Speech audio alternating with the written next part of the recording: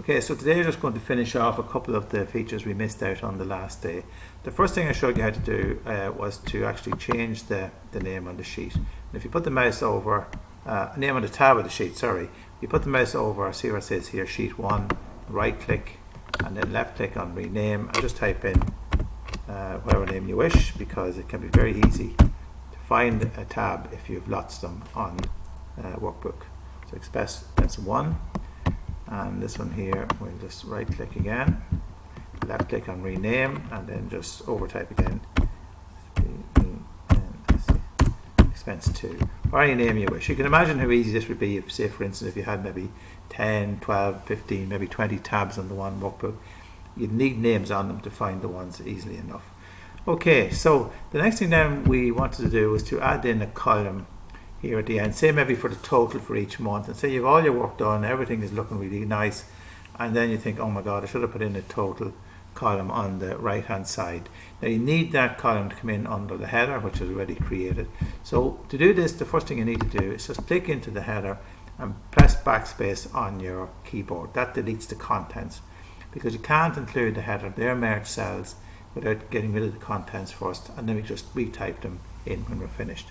Okay, once we've that done, then we select this column here that we're going to add all the way down, and we want the format the same as the rest, so we're going to put in all borders, which is over here.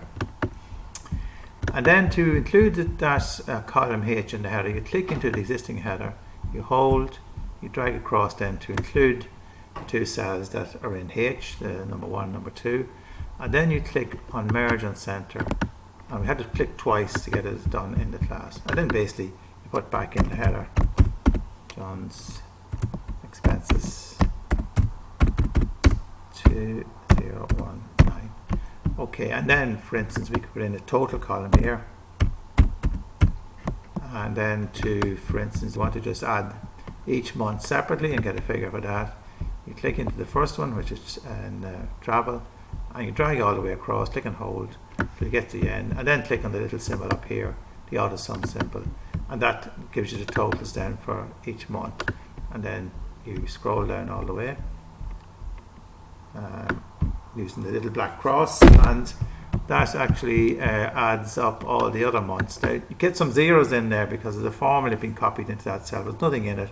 If you click into the cell and press the backspace button, that will get rid of the zeros. Now be careful with this, don't press delete, it's backspace.